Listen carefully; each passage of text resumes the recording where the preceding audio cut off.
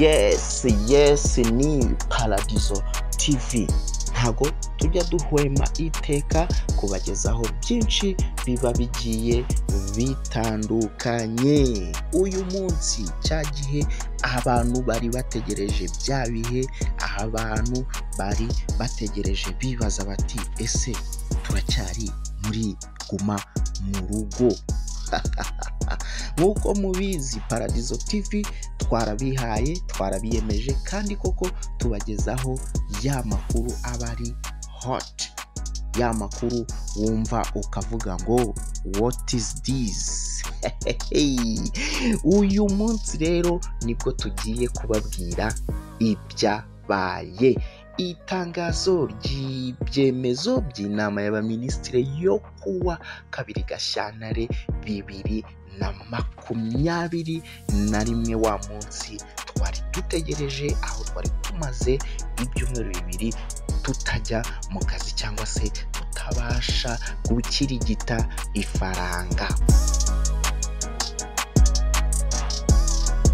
Uyu wa 2 tariki 2 Gashyantare 2021, inama y'abaminisitiri yateranye hifashishijwe ikoranabuhanga iyobowe na nyakubahwa Perezida wa Repubulika y'u Rwanda Paul Kagame. Inama y'abaminisitiri yemeje imyanzuro y'inama y'abaminisitiri yateranye kuwa 18 Mutarama 2021 mu rwego rwo gukomeza gukumira ikwirakwira ry'icyorezo cya COVID-19. Inama y'abaminisitiri yemeje ko ingamba zose zisanzweho mu gihugu, harimo gahunda ya guma mu rugo mu mujyi wa Kigali, zikomeza gukurikizwa guhera tariki ya 3 kugeza ku itariki ya 7 Gashyantare 2021. Urumva ko hiyongereyeho indi minsi igera kuri 3 niba atari 4.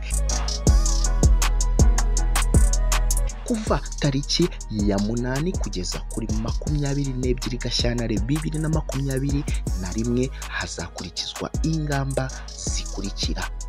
Ingamba zihariye zizubahirizwa mu mujyi wa Kigali. Ingendo zirabujijwe guhera saa 1 za nimugoroba kugeza saa 10 za mu gitondo. Abakozi ba leta bazakomeza gukorera mu rugo kereka abatanga serivisi z'ingenzi zibasaba kujya aho basanzwe bakorera. Ibikorwa by'inzego z'abikorera byemerewe kongera gukora, ariko buri rwego rurasabwa gukoresha abakozi b'ingenzi. Abikorera barasabwa gukoresha abakozi batarenze 30% by'abakozi bose, abandi bagakorera mu rugo ariko bakagenda basimburana. Amasoko n'amaduka azafungura ariko hajye hasimburana umubare utarenze 50% by'abacuruzi b'ingenzi bemerewe kuyakoreramo. Ibikorwa byose byemerewe gukomeza bizajya bifunga saa 11 za nimugoroba. Amashuri yose yaba ya leta n'ayigenga harimo na za kaminuza azakomeza gufunga. Reka ijambo nanone turihereze undi munyamakuru wacu nawe agume atubwira kuri iyo myanzuro yindi yemejwe kuri uyu munsi mu nama y'abaminisitiri. Ingendo hagati y'umujyi wa Kigali n'intara ndetse n'uturere dutandukanye tw'igihugu zirabujijwe kereka ku mpamvu za serivisi z'ingenzi cyangwa iz'ubukerarugendo. Ba mukerarugendo bagomba kubanza kwipimisha COVID-19. Icyakora imodoka zitwaye ibicuruzwa zizakomeza gukora mu gihugu hose ariko ntizitwara abantu barenze 2. Ingendo mu modoka rusange cyangwa mu binyabiziga by'abantu ku giti cyabo ziremewe mu mujyi wa Kigali. Imodoka zitwara abantu mu buryo bwa rusange bus zemerewe gutwara abantu batarenze 50% by'umubare w'abantu zagenewe gutwara. Abatwara za bus barasabwa kugenzura ko abagenzi bahana intera kandi bagatwara gusa abambaye agapfukamunwa. Moto n'amagare byemerewe gutwara abagenzi. Abatwara moto n'amagare barasabwa kubahiriza amabwiriza y'isuku buri gihe. Inama zihuza abantu imbona nkubone, ibirori n'amateraniro rusange birabujijwe.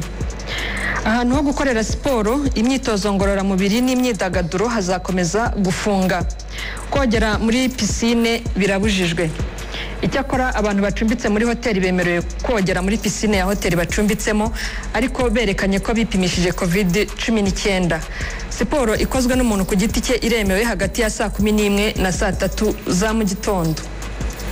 Resitora na kafe zizajya zitanga serivisi zo kugeza ku bantu ibyo bakeneye batahana, take away gusa. Utubari twose tuzakomeza gufunga.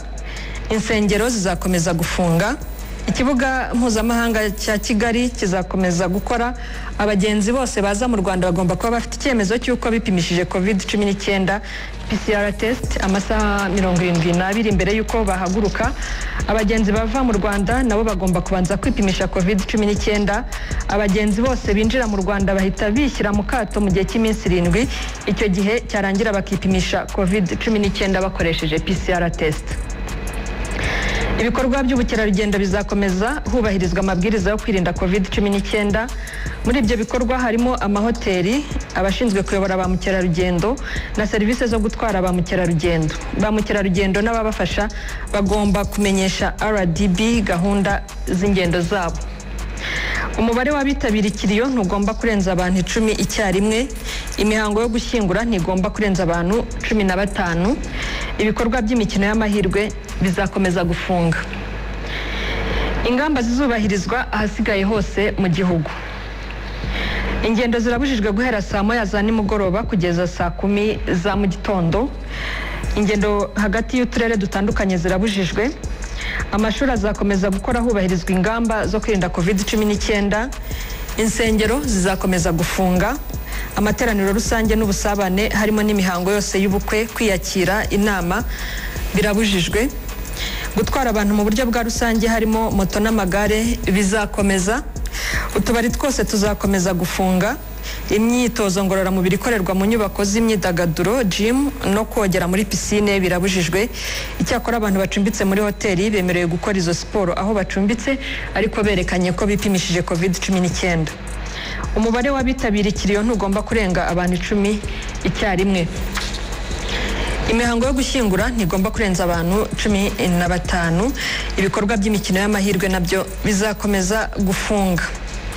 Ibyo bikaba ari ibyemezo by'inama ya minisitiri yateranye kuri uyu wa kabiri.